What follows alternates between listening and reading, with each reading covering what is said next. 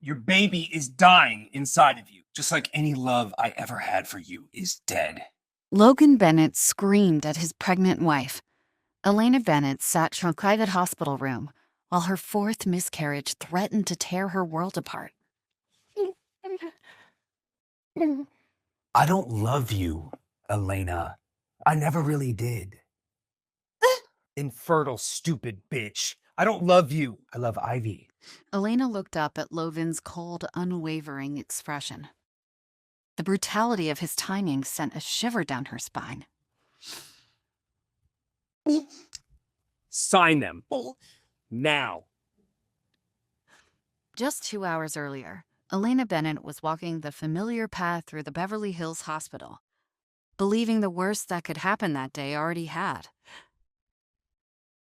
Had it really been her fourth miscarriage in 6 months? 10 months of playing the perfect, happy wife had already taken its toll, and her composure was starting to slip. Miss Bennett, we have everything set for you. We have the flowers that you mentioned last time. We figured that it might soften the edge a little. 4 miscarriages on 4 Tuesdays. Each one stole something from her. Each one was evidence she wasn't fit to be Logan Bennett's wife.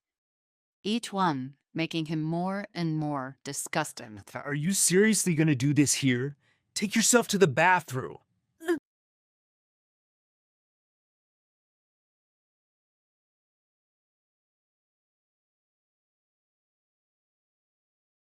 She stared out the window, the Bennett building rising like a silver needle against the sky. Mr. Bennett's office? It's Elena. Tell him I'm at Cedars, though I suspect he already knew that. I'll pass along the message, Mrs. Bennett. Time moves strangely in hospital rooms, leaving too much space for thoughts you'd rather not have. She counted the flowers in the arrangement Brooke had brought. 13. An unlucky number. She almost laughed. She looked up at him, still playing the role she'd perfected over several months of marriage. Really, Elena? Today of all days? Perfect wife, perfect patient, perfect puppet. I'm sorry, it's not like I planned this. Let's not do this now. Do what? Because I'm just here losing another baby. But don't let me keep you from doing anything important. Since we're both here, might as well discuss this. Discuss what? Our marriage. This arrangement has run its course. Arrangement? My grandfather was very specific. Marriage, heir, company ownership, simple requirements. For some reason, he chose you, the perfect paper wife. Except you can't seem to handle the most basic heart. Understanding dawned slowly, painfully, like poison spreading through her veins. You married me for the company? Of course! Why else would I marry someone like you? No connections, no real value. Just a pretty face my grandfather inexplicably trusting. Doesn't look like me. Let's be honest, you were never gonna work, even if you had managed to carry a child. I plan to divorce you anyway. She knew this smile. It was the same one she'd seen him use just before hostile takeovers. I don't love you, Elena. I never did. I love Ivy. Ivy? Your recovery nurse? Not just my nurse.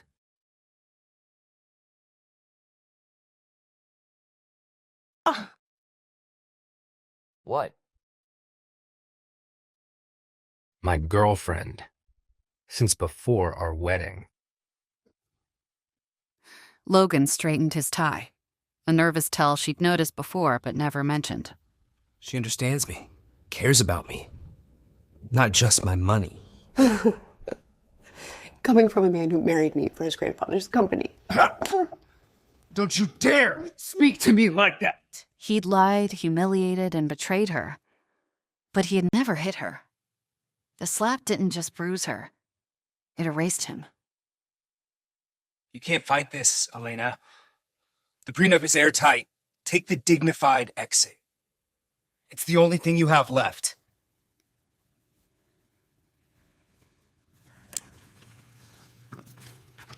Sign them. Now!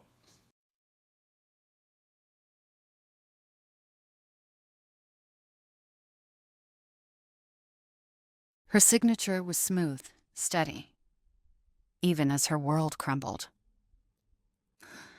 Logan gathered the papers, tucking them into his briefcase like he was collecting just another contract. He left without a word.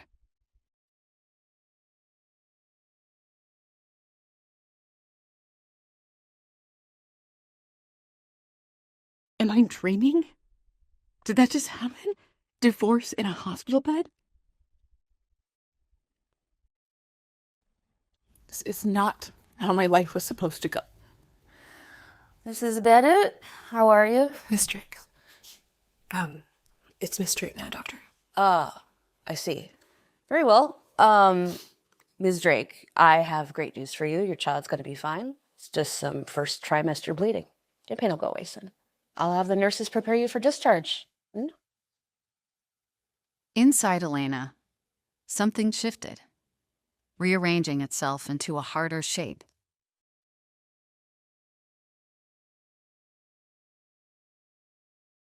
Grayson. Logan and I are over. Tell Arthur to release the trust and have the penthouse ready by tonight. She felt calm, controlled for the first time in a long time. It's not like before. It's time to show him who I really am. This time, we're taking every game. She smoothed her dress, an old habit from 1,000 charity galas and photo ops. But tonight, the fabric felt like armor.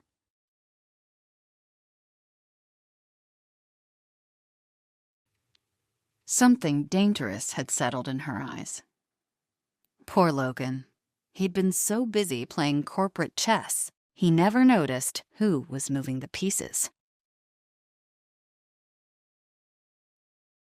Men like him never do. They're too focused on the queen to remember pawns can become queens too, given enough patience and the right position.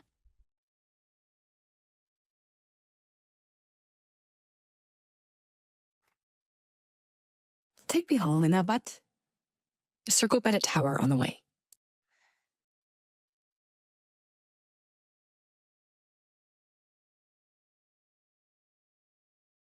Baby's first lesson in patience.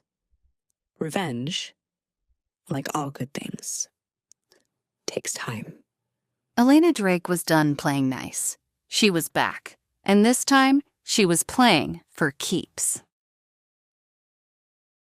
Elena looked out over the sprawling Drake estate she once called home. Perfectly manicured hedges, water features that made the Getty Villa look like a splash pad. The grounds were elegant, and they reeked of new money.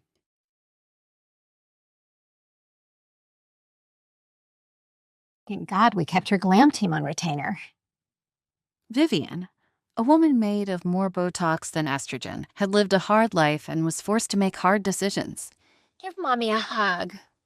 But like all rags to riches stories, after meeting the man of her dreams, she landed herself in a Bel Air paradise, where the hardest decision she ever had to make was still water or sparkling. You terrible darling. 12 days away, and that's the first thing you have to say to me. She was starting to remember why she left her family in the first place. I would have mentioned it at your wedding, but it seems my invite got lost in the mail. Along with your concealer and lip gloss, apparently. Vivian was right. She was miserable. And it wasn't just her raging hormones. Draped in fire within clothes. Tell Mommy what's wrong. Something in Elena unraveled. The dam broke, and words poured out. The sham marriage, Logan's betrayal, the baby he believed was dead. When Elena finally fell silent, Vivian tilted her head, her expression one of practiced sympathy. Sweetheart, men like Logan Bennett are a dime a dozen. The trick isn't finding one. It's about fucking the right one at the right time. And you have. About 12 weeks before that becomes infinitely more difficult. Elena brushed a hand across her stomach, more aware of the ticking time bomb inside her than ever before. Before Logan Bennett stood Ivy Monroe, all bone and breast, a woman who had once saved his life and quietly rewrote it. And the ring? The same one he begrudgingly offered Elena 10 months earlier. Waste not, want not. Yes! Logan! Yeah! Ivy was everything Elena wasn't. Adoring, uncomplicated, flawless. Even her tears of joy were perfect. Not a single streak of mascara marring her face. This was the moment he'd imagined for years. And yet, something gnawed at him, distracted him, fought for his attention, when all he really wanted was to strip Ivy naked and make love to her right then and there. To new beginnings. Logan raised his champagne when suddenly his hand trembled. The tremor was a subtle but persistent reminder of the plane crash that had first brought Ivy into his life. You're doing great. So, I was thinking of a winter wedding. Maybe Belle? Or the Alps. Either way, we have to get Kurt Von Dutch. He fixed Marion Higgins' disaster, but you didn't hear that from me. Logan tried to smile, but it had been a long time since it meant anything. Whatever you want, my love. The ring. The one that wasn't meant for her. And there it was again, a pang of what? Guilt?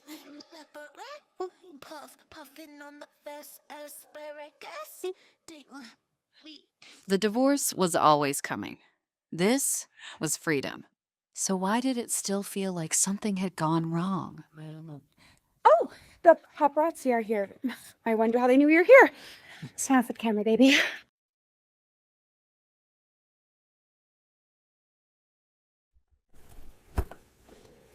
Couldn't even wait a day. Darling, are you crying? Ooh, stop that at once. She'll get wrinkles. Surprising no one, Vivian had arrived with her crisis response team, armed with the ruthless clarity of a PR firm charging by the hour. Elena, darling, listen carefully. Get her roots redone. We'll leak divorce rumors first, just a whisper. Then place you at key events. Galas, charity events, browse to. The right photographer, the right lighting, the right eligible men. By the time that little bundle starts to show, you'll be married to someone that'll make Logan Bennett look like a valet. This was the world she thought she'd escaped. Buzzing voices, maneuvering hands, everyone in control but her. The weight of it pressed down on her chest until it felt like she couldn't breathe. Enough! Elena, this is not the time for that.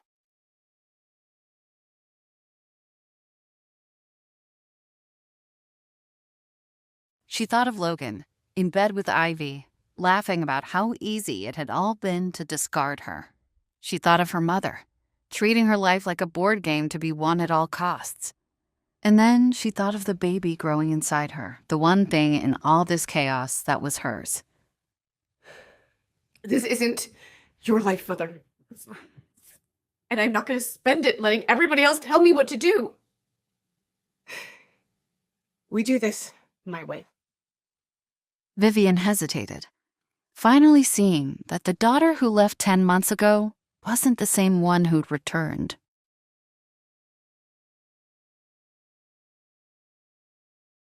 When morning came, it didn't feel like sunlight. It felt like a cue. The curtain rising on a new chapter. And her mother's bathroom became the stage. Hello to all my single ladies out there. Let's get ready together and slang the day. Elena went live on Shoutback, the hot social media platform that could turn strangers into stars overnight. I call this look showing your ex what he's missing. Like an love and what. Her first shot across the bow. If it didn't land, her plan to take control of her life and get revenge on Logan could end before it even started. Will Helena strike back? Find out in the next chapter, only on Pocket FM. Download now.